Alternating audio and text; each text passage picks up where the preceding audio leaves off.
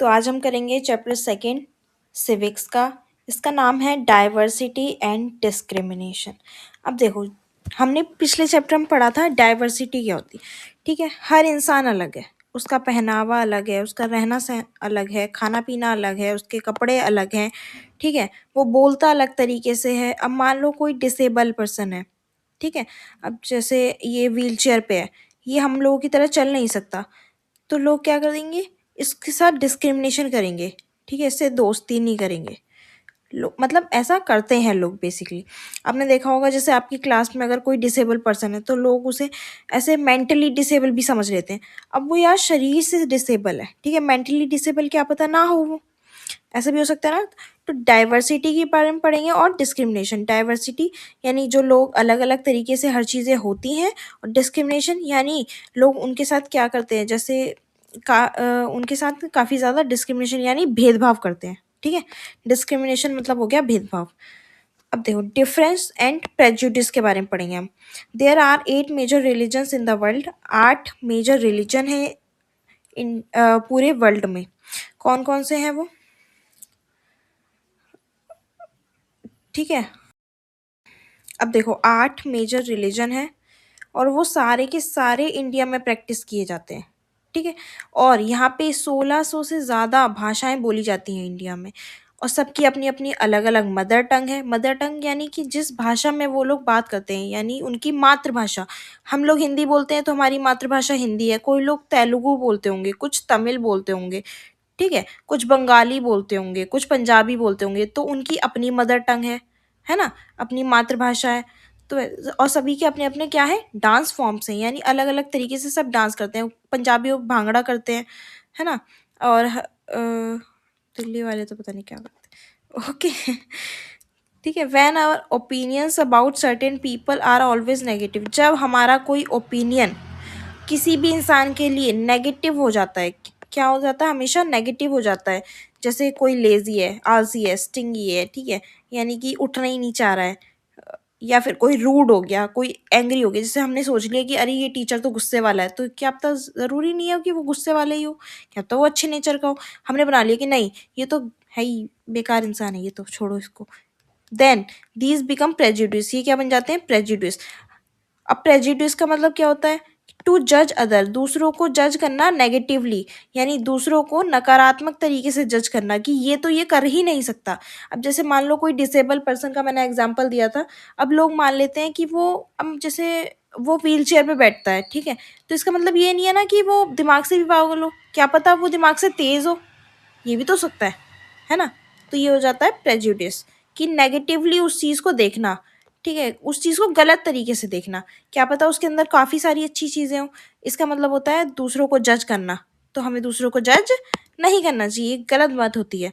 We can be prejudiced about many thing. हम prejudice हो सकते हैं, यानी कि हम गलत सोच सकते हैं दूसरों के रिलीजन के बारे में, उनके बिलीफ के बारे में। अब जैसे मान लो कोई अदर रिलीजन का है, और उसके अपने कुछ के बिलीफ है कि हमें ऐसे पूजा नहीं ऐसे करनी चाहिए, तो आप लोग सोचोगे अरे ये तो बेकार है, नेगेटिवली लोगे ना उस चीज़ को। अब जैसे कलर कॉम्प्लेक्शन पे बोल देते हैं कि कोई गोरा है तो कोई काला है, तो ये चीज़ें गलत है। ये प्रेजुड कि एक कलर अच्छा है, एक कलर खराब है। अब मैं नहीं बोल रही हूँ कौन सा कलर अच्छा है कौन सा खराब है, खैर, ठीक है, तो ये चीज़ें गलत होती हैं। दूसरों के स्किन टोन पे बोलना, उनकी वो लोग कहाँ रहते हैं। अब जैसे एक स्टीरियोटाइप ये भी होता है कि साउथ के लोग ना काफ़ी गुस्से वाले होते हैं, है ना, पर ऐसा नहीं होता, है ना। वो अब स्टीरियोटाइप क्या होता है, लोग क्या करते हैं एक दूसरे के बारे में स्टीरियोटाइप बना लेते हैं। जैसे अब एक एग्जांपल ले लेते हैं, एक लड़की और लड़के का स्टीरियोटाइप ले लेते हैं। अब लड़की को कैसा माना जाता है, वेल बिहेव्ड। अब ये चीज़ें हम पढ़ लेते हैं, इससे आपको एकदम समझ आ जाएगा आराम से। अब कोई एकदम अच्छे से बिहेव करेगा तो क्या होगी, लड़की होगी। ये एक स्टीरियोटाइप बना लिया ना, क्या पता लड़की ना अच्छे से बिहेव करे, लेकिन उससे क्या एक्सपेक्ट करेंगे कि तुम अच्छे से बिहेव करो, तुम अच्छे से रहो। तो ये किसके लिए, लड़की के लिए। तुम सॉफ्ट स्पोकन और जेंटल हमेशा, यानी हमेशा आराम से बात करो, प्यार से बात करो, लड़कियों के लिए। ये स्टीरियोटाइप बना लिया। अगर मान लो कोई लड़की तेज तरीके से बात करती है, ठीक है, तेज बोलती है या फिर चिल्ला के बोलती है, तो वो क्या है, सॉफ्ट स्पोकन नहीं है। तो लोग क्या बोलेंगे, अरे थोड़ा लड़कियों की तरह बात करो ना, अरे ऐसे मत बोलो ना, तो ऐसे बोलते हैं। तो ये चीज़ गलत है। फिजिकली स्ट्रांग, अब ये लड़कों के लिए स्टीरियोटाइप है कि लड़के हमेशा होंगे फिजिकली स्ट्रांग होंगे, हमेशा ताकतवर होंगे, बॉडी बना रखी होगी उन्होंने। नॉटी कौन है? लड़के हैं। परेशान कौन करेगा? लड़के करेंगे। डांस और पेंटिंग में कौन अच्छा होगा? लड़कियां अच्छी होंगी। अगर मान लो कोई लड़का डांस करता है या पेंटिंग करता है अच्छी, तो उसको क्या बोल देंगे? अरे तू तो लड़कियों की तरह डांस करता है, तो लड़कियों वाले काम करता है। तो जैसे मान लो कोई किसी लड़के को पसंद है कुकिंग करना, तो उसको स्टीरियोटाइप क्या बना देंगे? अरे नहीं, ये काम है, किचन में काम है सिर्फ लड़कियों का, कुकिंग सिर्फ लड़कियां करेंगी। तो ये चीज़ क्या है? स्टीरियोटाइप है कि हमने सोच लिया है कि एक इंसान वही काम कर सकता है, दूसरा जेंडर या दूसरा पर्सन वो काम नहीं कर सकता। ठीक है, ऐसे स्टीरियोटाइप। इमोशनल कौन होती है? ऐसा माना जाता है, मैं नहीं कह रही हूँ, ऐसा मानते हैं कि इमोशनली लड़कियां होती हैं। लड़के क्या होते हैं? स्ट्रांग होते हैं। क्या पता लड़कों को भी इमोशनल होते हो, वो भी रोते हो, है ना? ये भी हो सकता है। तो ये हो जाते हैं स्टीरियोटाइप।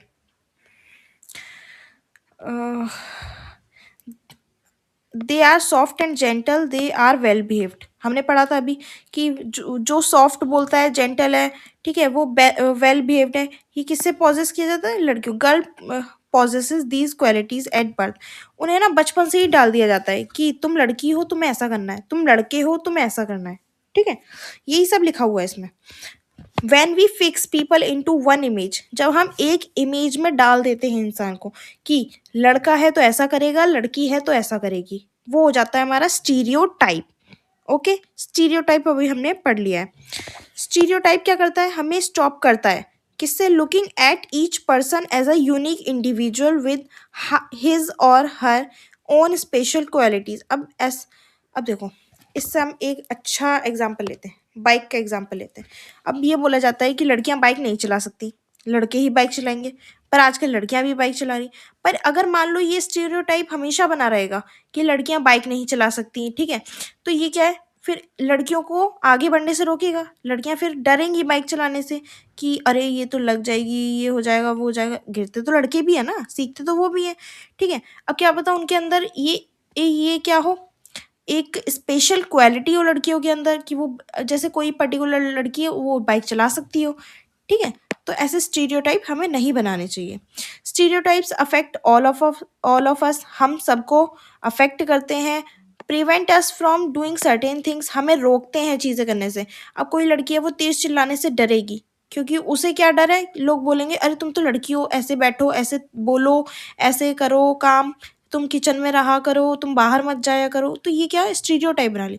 इनइक्वालिटी यानी और डिस्क्रिमिनेशन, इनइक्वालिटी करना, ठीक है, भेदभाव करना, लोगों को समान ना समझना, ये किससे हो सकती है?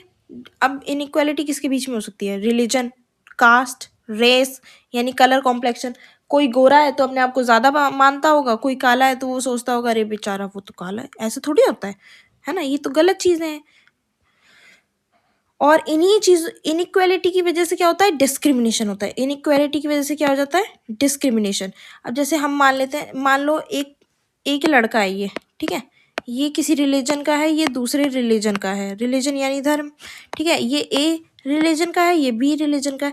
ये अपने आप को बड़ा मानता है ये, ठीक है, और इसको क्या दिखाता है? हमेशा नीचा दिखाता है कि तुम हमारे बराबर नहीं हो, तुम अनइक्वल हो।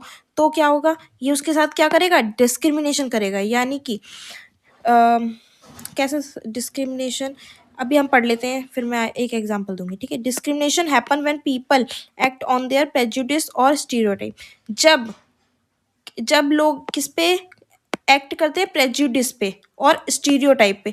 यानी कि अब देखो, स्टीरियोटाइप मैंने बता दिया। स्टीरियोटाइप क्या होता है? कि हम मान लेते हैं कि इस धर्म का या इस जाति का या इस रंग का इंसान हमारे साथ ऐसी चीज़ें कर सकता है, या फिर ऐसा वो होगा। नेगेटिवली हम क्या ले रहे हैं? उसको नेगेटिवली ले रहे हैं। ठीक है, तो हम क्या कर रहे हैं?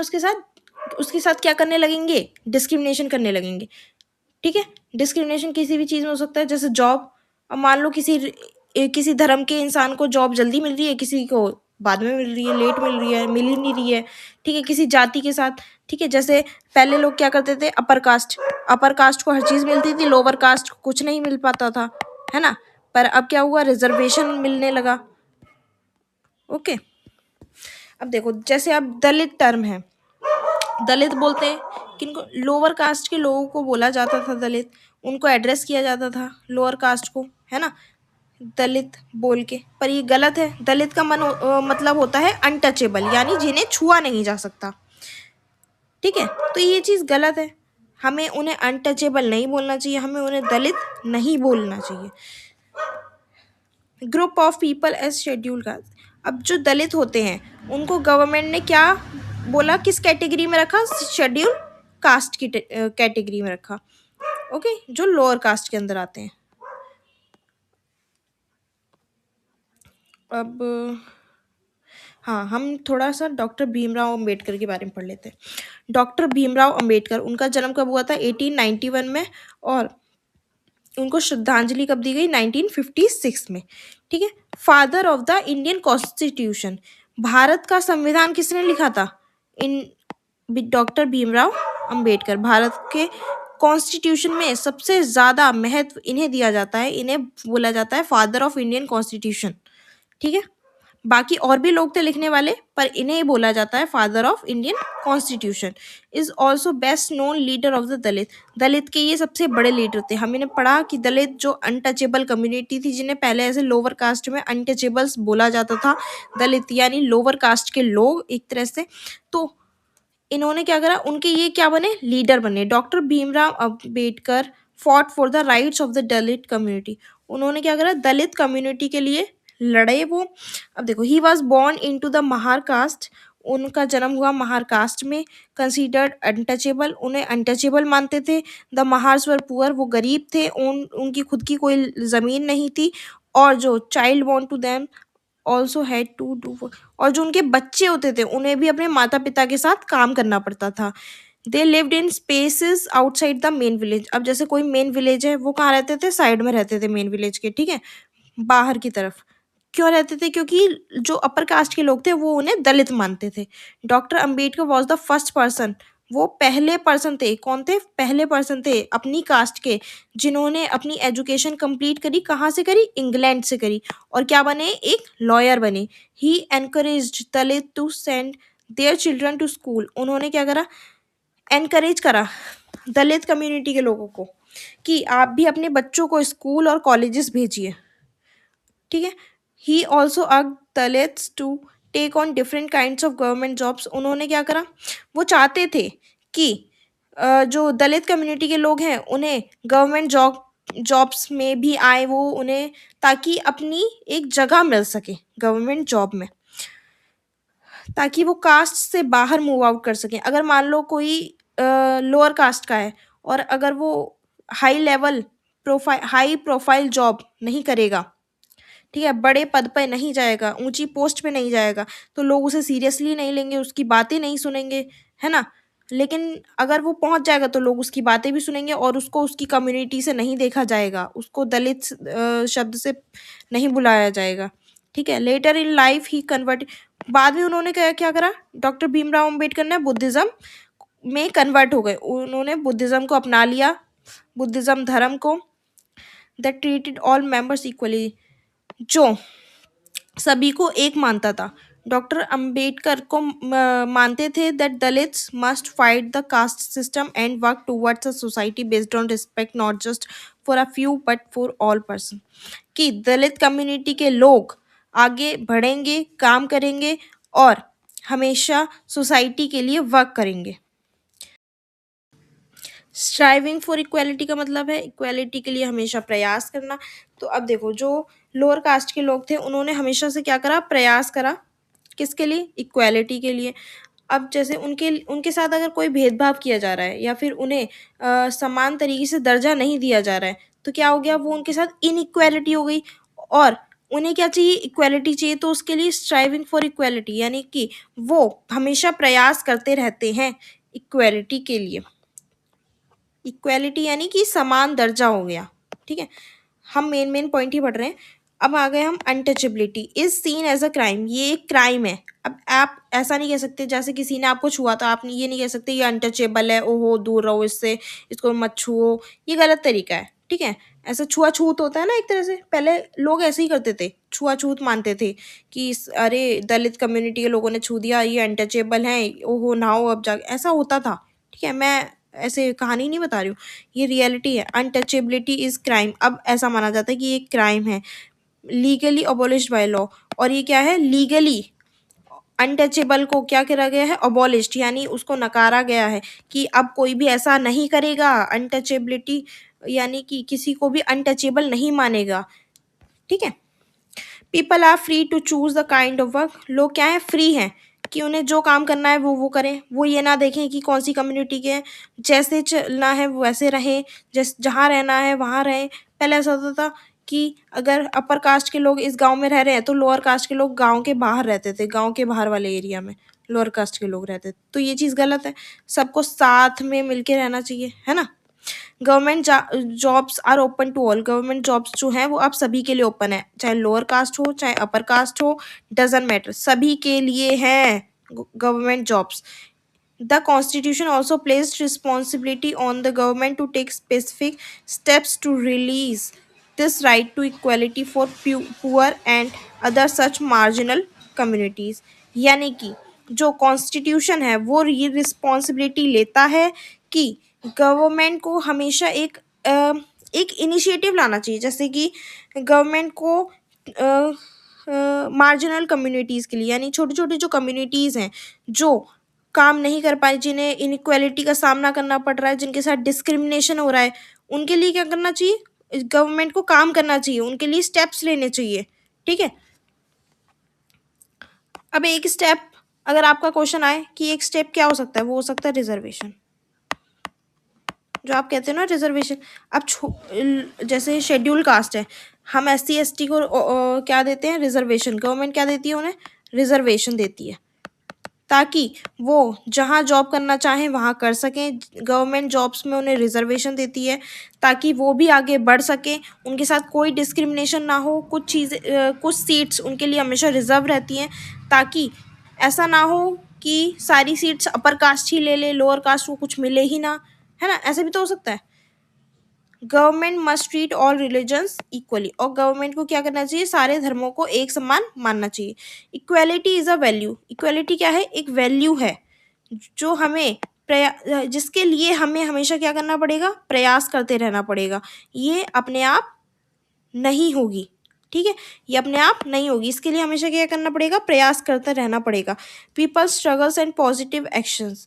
लोगों को क्या करना पड़ेगा, स्ट्रगल करना पड़ेगा, उनके पॉजिटिव एक्शंस होने चाहिए हमेशा। और government are necessary to make this a reality for all Indians. और ऐसा नहीं है कि ये चीज़ें सिर्फ बातों में हों, इसे क्या बनाना चाहिए, रियलिटी बनाना चाहिए इंडिया की। ठीक है। अब अगर सब साथ में मिलके काम करेंगे तो हम अच्छे से काम कर सकते हैं। हमने लास्ट एक पिछले चैप्टर में पढ़ा था कि क्या पढ़ा था हमने, diversity, unity in diversity, sorry, unity in diversity, यानी कि एकता है, डाइवर्सिटी में क्या है, एकता है। ठीक है, तो यहाँ पे चैप्टर हमारा होता है ख़त्म। अब हम नेक्स्ट चैप्टर करेंगे बाद में, तो सब्सक्राइब कर देना आप, लाइक कर देना।